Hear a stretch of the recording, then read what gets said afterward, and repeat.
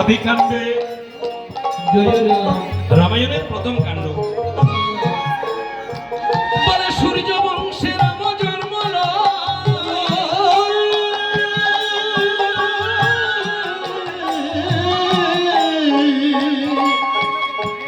শ্রীবঙ্গ আপনে গিয়ে সীতার পরিণয়।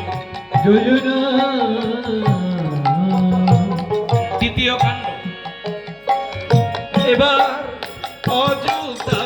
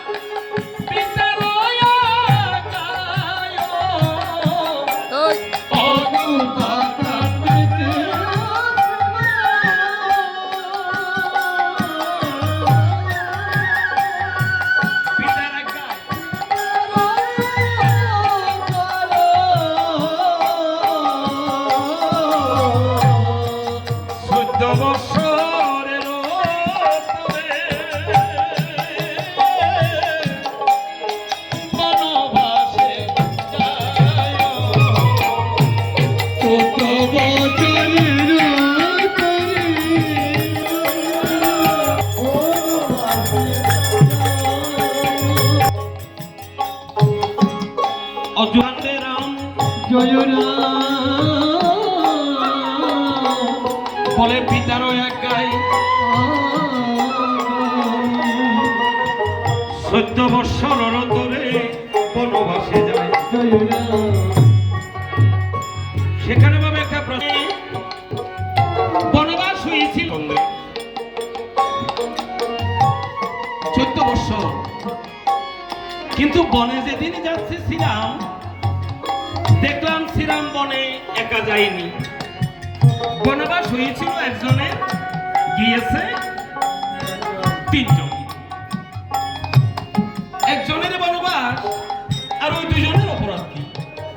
তারা কেন বনে গেলেন?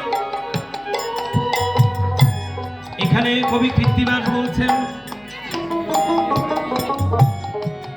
যখন 14 বৎসর বনবাস শ্রীরাম মাথায় তুলে নিল,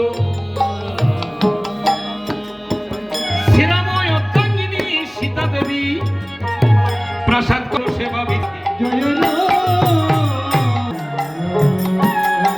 সীতা যেদিন ধনুভঙ্গ বনে শ্রীরাম আমার গলায় মালা পরাইল, আমিও প্রতিজ্ঞা করেছি সেদিন, যতদিন আমার শেষ নিঃশ্বাস থাকিবে দেহে আমার স্বামীর চরণ সেবা করে দাও। আজি দেখি আমার জীবন থেকে 14 বৎসর দূরে চলে যায়।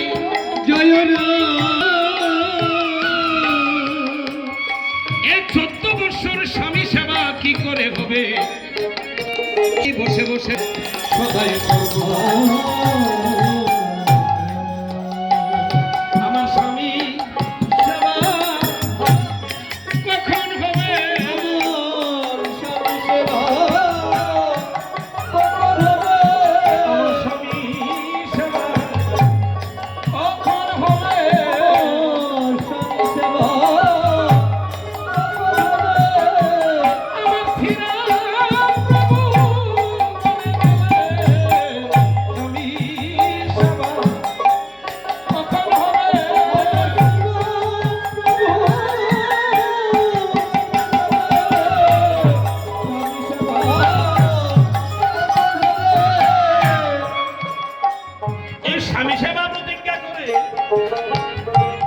সীতা দেবী প্রাসাদে সুখ অর্জন করে শ্রীরামের সঙ্গে বনবাসের পথে যাত্রা করেছে। হয়েছে 2 জন, কিন্তু লক্ষণ কেন যাচ্ছে? আমরা বন্দনায় একটা কথা বলেছি, আদ্য গুরু মাতা পিতা গুরু জ্যৈষ্ঠ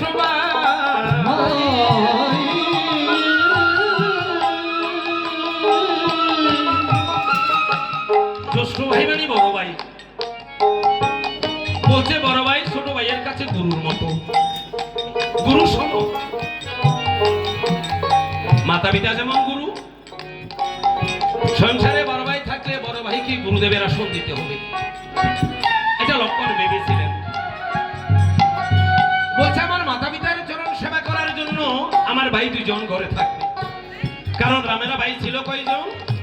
4 ভাই, রাম, লক্ষণ, ভরত, শত্রুঘ্ন।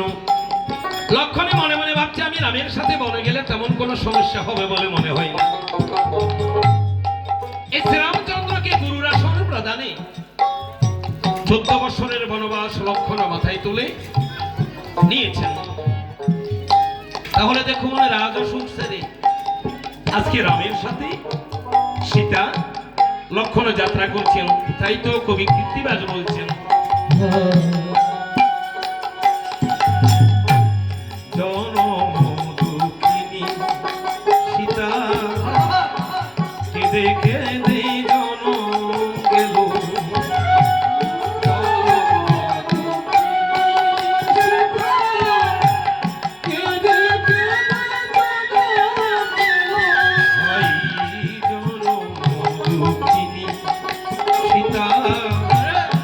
কেঁদে কেঁদে জনম গেল।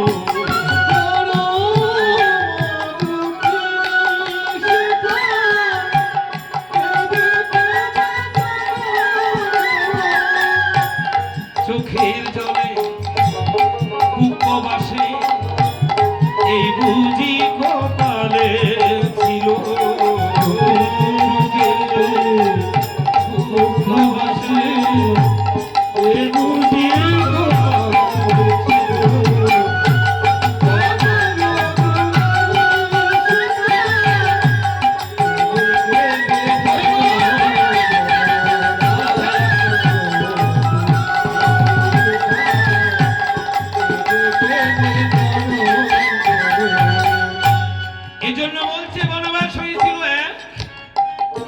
বনে যাওয়ার সময় দেখলাম গিয়েছে 3।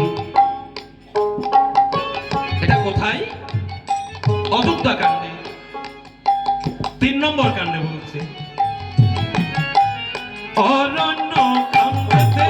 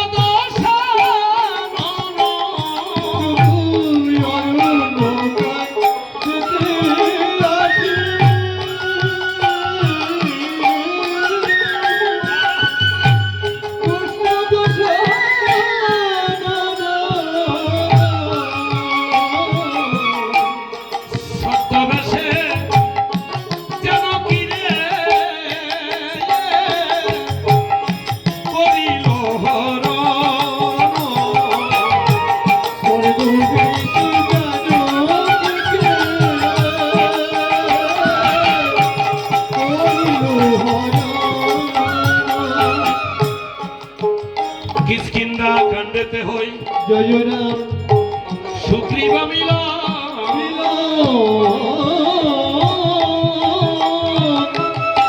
বালিবদে রামচন্দ্র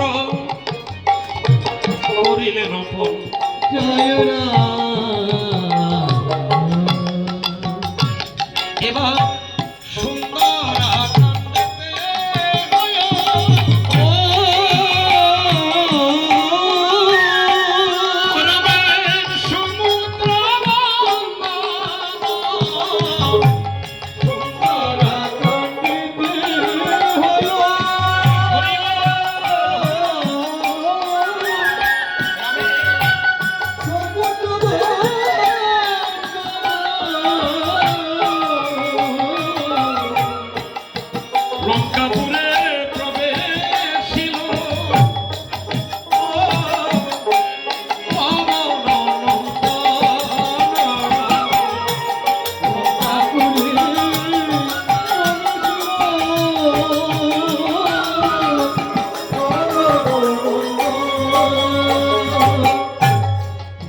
বসুন্ধরা কাটাতে হয়।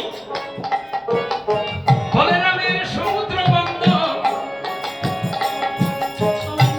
সমুদ্রটা বর্ণন করেছিল কি দিয়ে? বড় বড় পাথর দিয়ে।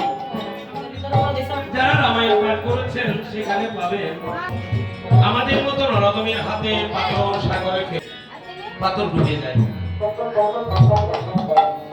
কিন্তু রামের সেতু যেদিন পেতেছেন বানর সেনারা, দুজন ব্যক্তির ক্ষমতায় সেদিন ডুবন,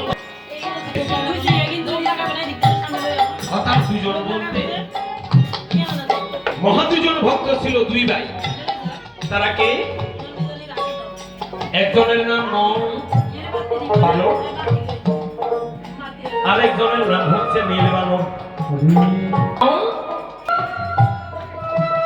তাদের হাতে পাথর ভাষার কারণ কি? পাহাড় থেকে বয়ে আনতেন অন্য বানর, কিন্তু জলে ফেলার আগ মুহূর্তে তুলে দিতে নল আর মিলে হাতে।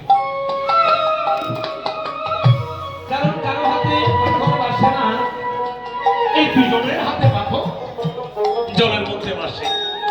তাকে একটু বলবেন বাবা কেন বাসে? এই দুজনের হাতের মধ্যে কি আছে? একটু মধ্যখানে যদি সময় হয় আপনাদের কাছে তুলে ধরার চেষ্টা করব। রাধে।